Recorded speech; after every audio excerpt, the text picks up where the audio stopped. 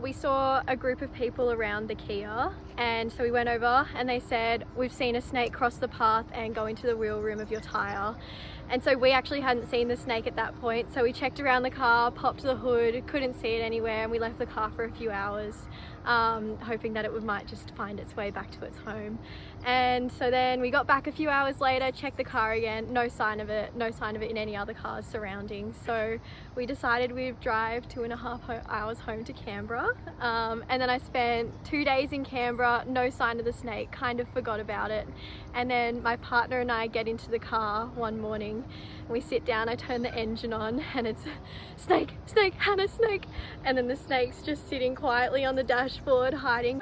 It's a red belly black. Yeah. How big is it? No, it's not big. About 2 feet long. Where is it? It's just here. Oh, he's going back in. He's going back in. It's actually in the car. Yeah, it's going in. Holy fuck, Hannah. What do we do? We'll have to call someone to come and get it. There he goes. We jump out of the car and then we close the doors. You decided to call ACT Snake Removals. Harry came out and assessed it, and we showed him all the photos and everything. I think they tried turning on the air conditioning and seeing if it being cold would blow it out onto the dashboard. We pulled everything out of the car to try and get rid of all the hiding spaces, and then got to more extremes as the snake became trickier and trickier to catch. Shut off all the vents, leaving one vent open, and Harry and my dad strapped like a tube and the snake bag to one vent, hoping that the snake would come out the one way it could and drop into the bag. And then we looked the next day and no snake in the bag, but we found fresh poop in the back seat. So the snake is now out of the ventilation system and somewhere in the car.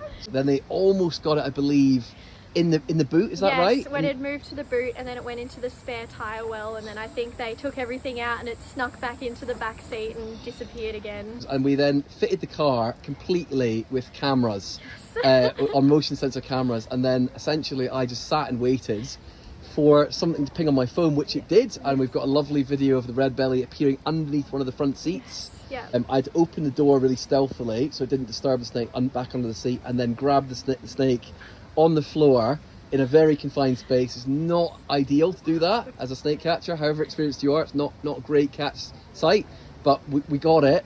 We knew that's where the red belly onboarded the car, and then we could take that red belly ideally back to that same site and just let it go back in its home range again. Yeah. The red belly from the car.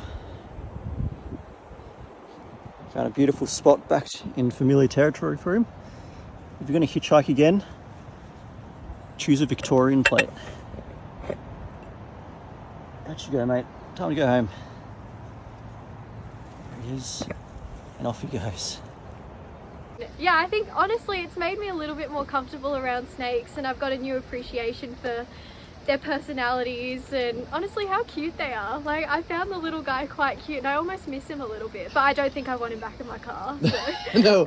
Awesome work from your team, and yeah, happy with all the outcomes, and everyone's safe and the snake's safe, and yeah, feeling very good.